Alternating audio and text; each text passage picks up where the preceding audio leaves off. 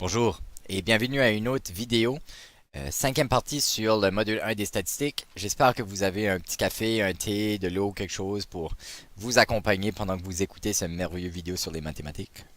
Aujourd'hui, on va parler un de mes sujets de statistiques préférés, c'est les méthodes d'échantillonnage. Donc, on a parlé dans les vidéos précédentes qu'il y avait différentes façons de faire des enquêtes statistiques. Il y avait le recensement et versus le recensement, il y avait le sondage. Aujourd'hui, on va parler des sondages. En sondage, le but, c'est pas de demander à tout le monde de la population, mais de demander à certaines parties de la population en espérant qu'elle va représenter le tout. Il y a une bonne façon de faire ça et c'est aujourd'hui qu'on va discuter de ça. Donc, on va commencer avec une mise en situation. Supposons qu'il y a des élèves d'une école qui aimeraient vraiment avoir un parc de planches à roulettes dans leur village, dans le parc Wilfrid.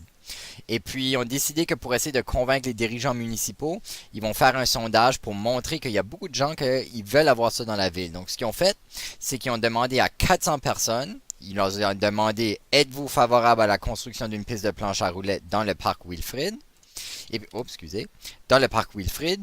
Et puis, il y a eu 400 répondants, 81% ont dit oui, seulement 1% étaient indécis. Mais là, il y a des gens qui ont entendu parler de ça, puis eux autres n'étaient pas d'accord, ils voulaient pas avoir de planche à roulettes dans le parc Wilfrid.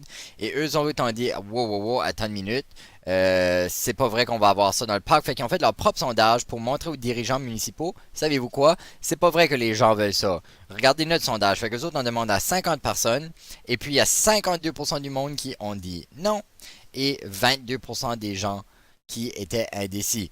Maintenant, analysons plus en détail à qui ils ont demandé dans chacun des cas. Donc, dans le sondage des élèves, les 400 personnes, c'était des gens qui étaient à l'école, au terrain de jeu, puis aux arrêts d'autobus de son propre quartier, la personne qui a fait le sondage. Tandis que ceux qui ont fait le sondage puis ont eu des noms, ils ont demandé à 50 personnes qui étaient à la sortie d'une banque. Donc, réfléchissons. Pourquoi les résultats des deux sondages étaient-ils si différents? Alors, on a deux différents échantillons qui ont été pris.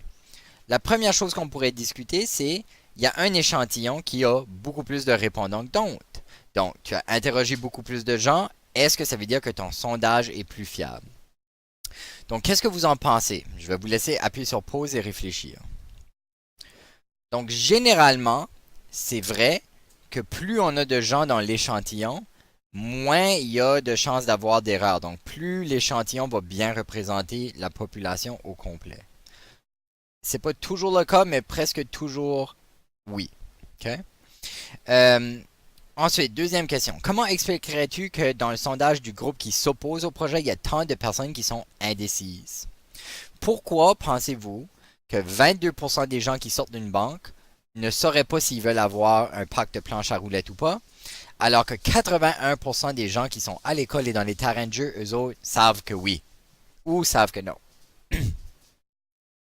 Donc, si tu demandes à des gens qui sont à l'école, c'est des gens qui sont probablement jeunes, c'est probablement des élèves ou des enseignants.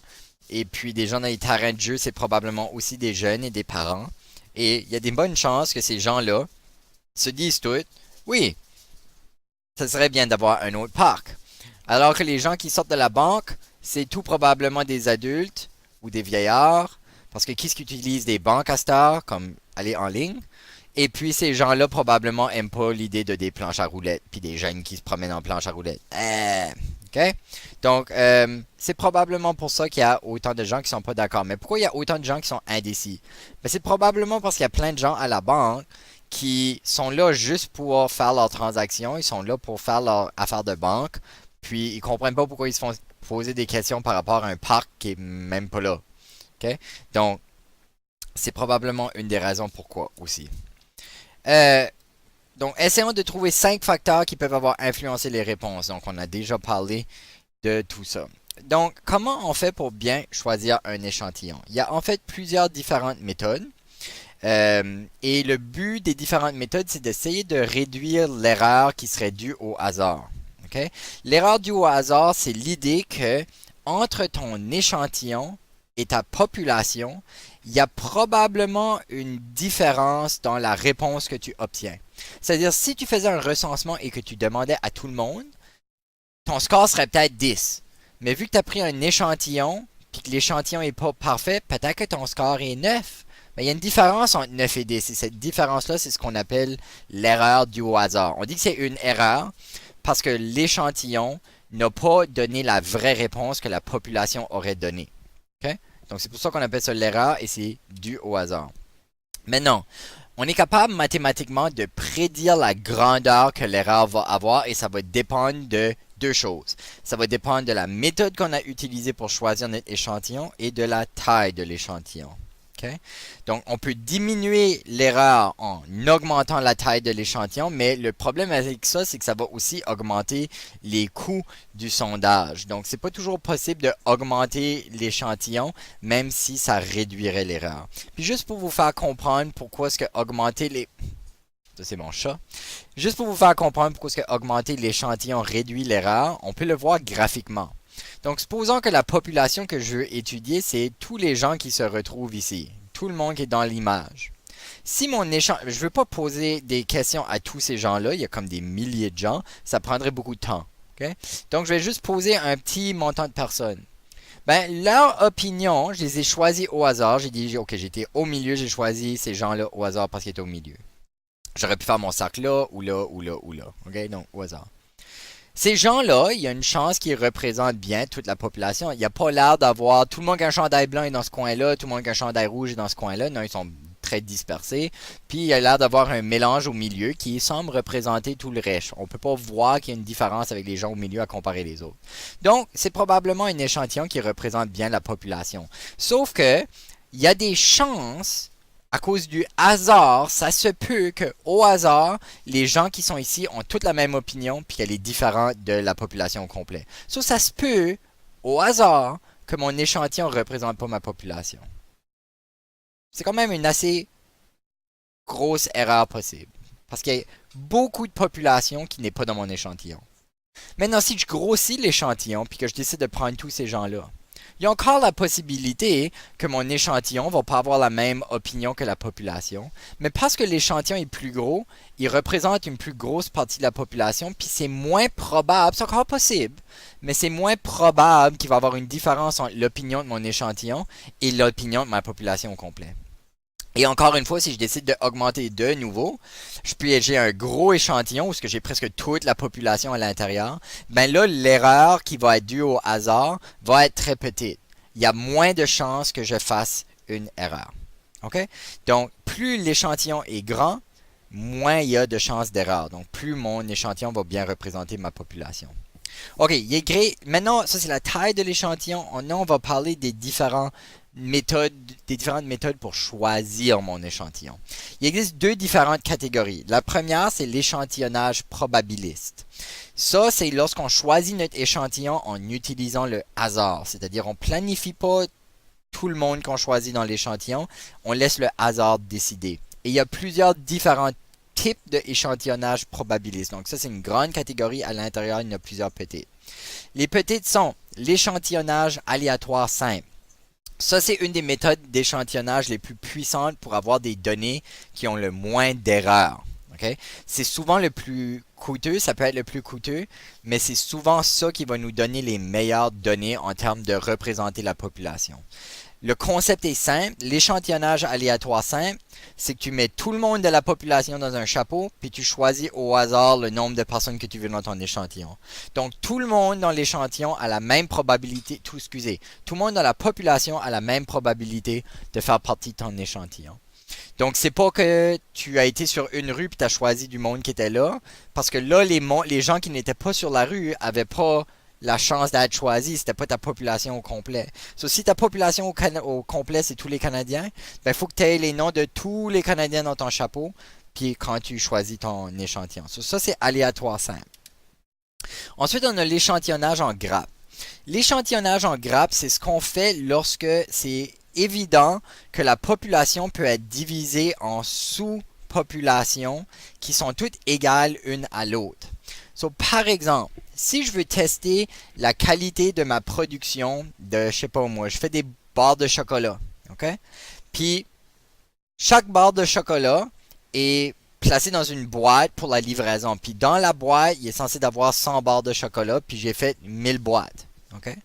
Ben, chaque boîte peut être considérée comme une sous-partie de la population. La population étant toutes les boîtes de chocolat, toutes les barres de chocolat. Ok? Ils sont divisés boîte par boîte, des boîtes de 100, puis chaque boîte devrait être égale. Donc ça, c'est ce qu'on appelle des grappes. Chaque boîte, ça serait ce qu'on appelle les grappes. Des grappes, c'est des sous-ensembles de la population qui sont tous équivalents un à l'autre. Ben là, pour faire mon échantillon, je peux, au lieu de choisir au hasard, parmi les, je sais pas moi, si j'ai 1000 boîtes et 100 barres chaque, j'ai 100 000 barres de chocolat en tout. Ok? Au lieu de dire je vais toutes les mettre dans une boîte puis en choisir 20 au hasard, ce que je peux faire, c'est que je peux dire je vais choisir 5 boîtes au hasard et dans chaque boîte, je vais choisir 4 barres au hasard. Puis ça va être mon échantillon. Donc, chaque barre a encore une chance égale de faire partie de l'échantillon. Fait que c'est comme l'aléatoire simple. Mais au lieu de devoir aller chercher ici puis là, je peux choisir au hasard une boîte pour réduire la quantité de gens duquel je pige. Puis, pour qu'on puisse faire ça, c'est très important. Il faut que chaque grappe soit identique. Il faut qu'il soit très comparable.